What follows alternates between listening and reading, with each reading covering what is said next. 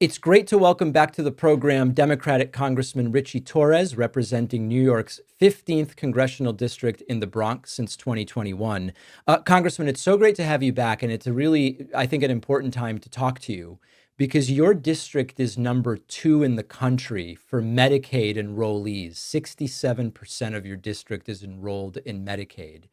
You, I can only imagine, are worried about what the assumed cuts that are being sort of played coy with here by Doge would do to your constituents. Can you tell me, have you been hearing from people? Are your constituents aware of sort of what's at stake here? We're in a state of panic. The Trump agenda, the budget resolution enacted by congressional Republicans, would represent a catastrophe for the country, and nowhere more so than in the Bronx. As you said, I represent the highest concentration of Medicaid recipients in the nation. 66% of my district is enrolled in Medicaid. And to provide you with some statistics, more than 72% of the children in New York 15 are covered by Medicaid. 82% of the nursing home residents are covered by Medicaid. 91% of the baby deliveries are covered by Medicaid. So it is health insurance for babies, children, and senior citizens that Republicans are intent on savagely cutting. And it's worth noting that Medicaid is no longer simply health insurance for the lowest income. It has become long-term care for the elderly and the disabled and the chronically ill. And so it's become as critical to senior citizens as Medicare. And the Republicans passed a budget resolution that would cut Medicaid by up to $880 billion, which would decimate the program, and communities like mine would be the hardest hit. And not only Medicaid, but as you know, cut education by $330 million, cut food assistance by up to $230 billion, all to fund more than $1 trillion in tax cuts for the top 1%. I recently spoke to Senators Warren and Schiff, who think there is something to the idea that the goal of making these systems more dysfunctional is to increase the desire to see them privatized. And this is sort of a strategy as old as kind of the United States economy itself, which is the worse a system functions, the more people believe this is not working, the more open they are to ideas of, hey, maybe let's look at having Wall Street or for-profit agencies manage some of this stuff. Do you think that that's at the core potentially of what they have up their sleeves? Well, the Reagan administration was the first to pioneer what has often been described as the starve the beast strategy. And for me, Doge is taking starve the beast to a new extreme, right? The objective of Doge is to cripple the ability of the federal government to govern.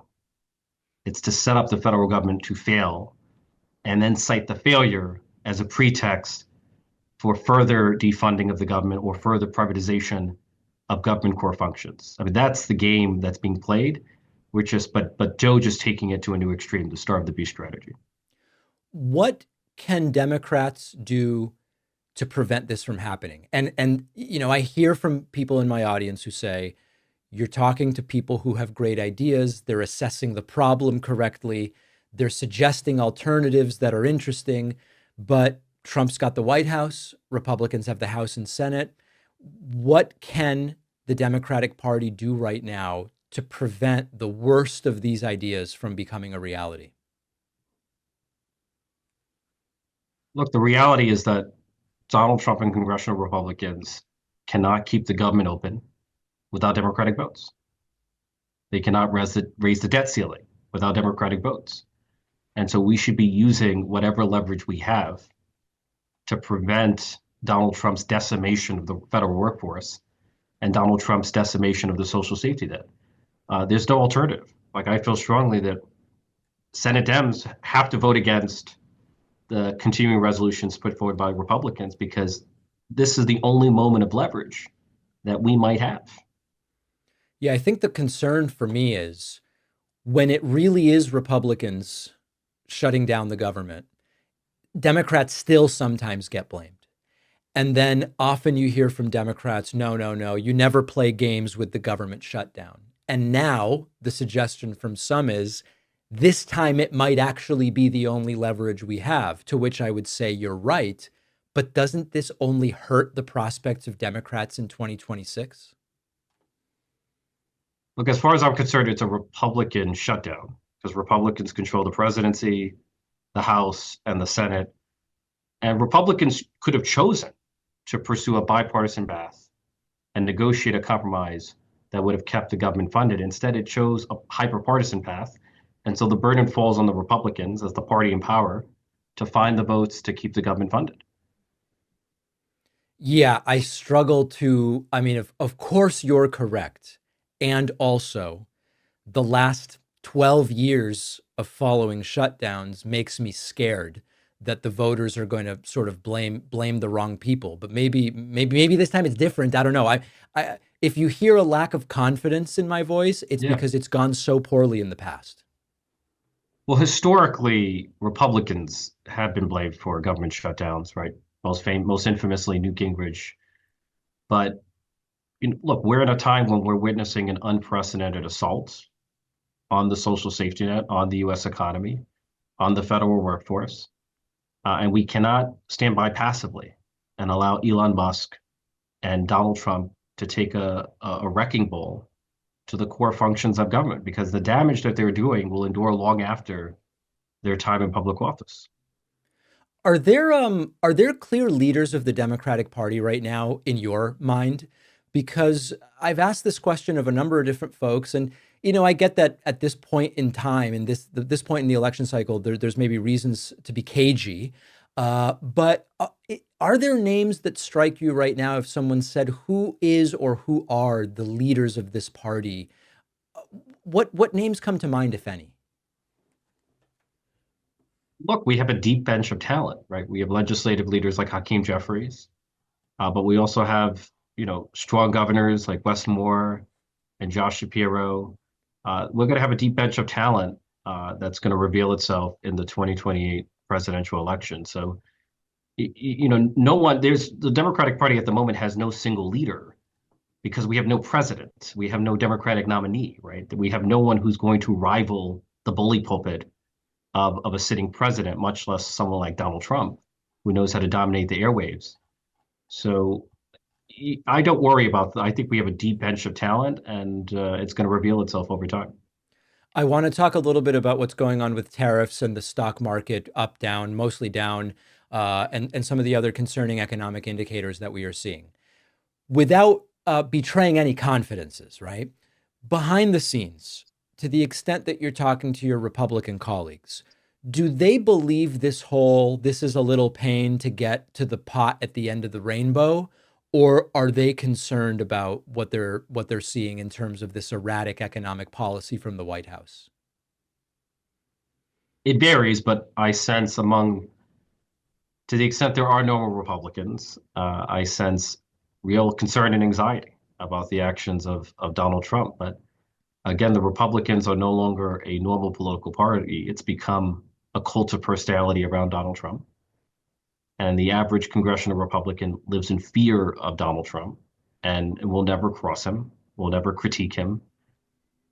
What I found striking is when Donald Trump was claiming the authority to defund whatever program he wishes, whenever he wishes, for whatever reason he wishes, when he was attacking the spending power of Congress, you had the Republican chair of the Appropriations Committee seeming to suggest that maybe the president does have the power to impound funds. Like it was just remarkable to see the Appropriations chair ceding his own authority to an overreaching executive.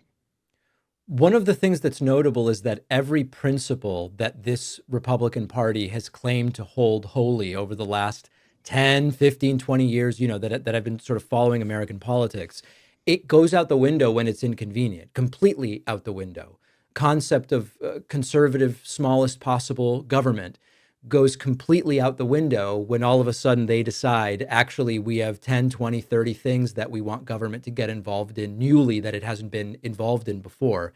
Given this complete lack of real principles, how do you negotiate with folks where you don't really even know what they will or won't support at any given time? Are these people you can even work with, I guess is the question.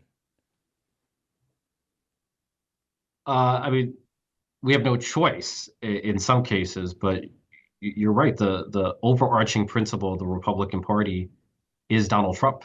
The unquestioning loyalty to Donald Trump seems to trump everything else. And so, we have trouble negotiating with a party that is no longer functioning as a political party. It's become a religion in the service of Donald Trump. And Republicans are willing to discard conservative principles and frankly lie. I mean, Republicans pass a resolution, budget resolution that cuts up to $880 billion from Medicaid. And then they lie about it. They pretend, oh, it will have no impact on Medicaid, or it's only about fraud, waste, and abuse, which is an outright lie. One of the areas where I think they're just crushing us, and this is what I hear from so many in my audience, is that it's not feeling very cool to be on the political left right now.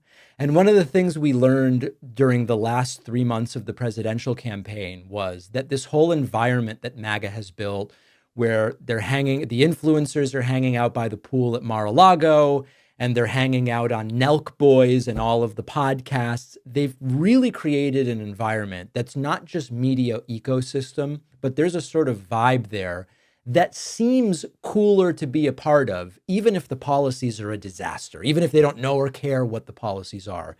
And I'm not really hearing anything from anybody I'm talking to about what the left can or should be doing right now to try to take back some of the cultural cachet that the right successfully weaponized to win everything in November. What do you think should be done? Look, I feel like we have to recognize, and we're beginning to recognize, that we're in a brave new world of alternative media. And if we have confidence in our message as Democrats, we have to be willing to take that message to every quarter of the alternative media ecosystem. We could no longer afford to cede that to the political right in America. And that to me was one of the great strategic miscalculations that the Harris campaign made in the 2024 election. We have to be radically accessible and available to alternative media outlets. And I'm guessing that that also means you don't just start calling about interviews in October of an election year, but we're really trying to kind of build a movement and an ecosystem here. But there seems to be, I mean, you would know more. My sense from the outside has been that there is such risk aversion that a lot of uncontrolled interviews, the sort of that Trump did, right? 3 hours with the Nelk Boys or Rogan or whatever, that the risk aversion really scares off a lot of the staffers of Democratic elected officials. Do you see that? Most elected officials are risk averse. And keep in mind that, the skills of an elected official in the world of alternative media is quite different from the skills that one historically needed to succeed as an elected official. So, I have colleagues who are struggling to adapt to a new environment, who are resistant to change. But the results of the 2024 election is forcing a painful reckoning. And you do see colleagues who are embracing alternative media, sometimes comically, but you see the effort unfolding. To go back briefly to the economic stuff, because we kind of got off of that, I've been kind of wondering what's the off-ramp here, assuming that the stock market continues doing what it's doing and that someone gets to the White House and says, listen, the whole a little pain to get to the promised land, it's not working, it's not happening, it's a real problem. What's the 180 that allows Trump to save face here while stopping the hemorrhaging that we are seeing? Is it claiming he got everything he wants so he can end the tariffs? Or what do your colleagues on the Republican side, if they're sharing with you, see as the way out of this that will fit into Trump's personality? I mean, it's not clear to me there is an off-ramp because this is not one issue among many, right? This is the core issue on which he ran. Like he ran on tariffs. He ran on effectuating a manufacturing revival in the deindustrialized Midwest. And so do I think he's going to renege? I mean, he believes it. He's been consistent on the issue. I feel like his policies are deeply destructive and it's creating massive uncertainty in the economy that's going to lead to more inflation and less economic growth. But he's clinging, and people are, by the way, catching on to his game. Like he keeps crying wolf, and I think Mexico and Canada realize that he's just going to keep playing this game of delaying and delaying the tariffs.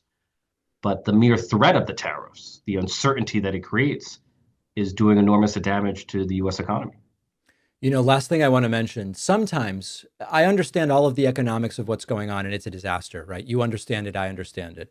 And then sometimes in the back of my head, I get this thought, could Trump know what he's doing? Like, is it possible that this is all going to work out and there is some kind of pot of gold at the end of the rainbow? Does that ever occur to you? Look, there's no president in history that has had more grandiose, more delusions of grandeur than Donald Trump. I mean, he once said that he was the best president for African Americans, including even better than Abraham Lincoln. Yeah. And so he has a grandiose view of himself as a negotiator. You know, he seems to think that he can leverage tariffs to negotiate the best outcomes for the United States, but it's not even clear what he's seeking. Like, I get China and Mexico genuinely have a role in the fentanyl crisis, right? Yeah. 97% of fentanyl precursors are manufactured in China, and those precursors are sent to Mexico where they're synthesized and then smuggled into the United States. So that part I get at some level. I disagree with the tariffs, but I get the logic. What exactly does he want from Canada? Right. Like, Canada has no role. There's no border security crisis with Canada. There's no fentanyl crisis in relation to Canada. So it's not even clear what he's seeking. He's just picking a gratuitous fight with one of our closest allies with no end game. It doesn't make any sense as near as I can tell. Congressman Ritchie Torres from New York's 15th congressional district. Thanks so much for your time. Really appreciate it. Always a pleasure.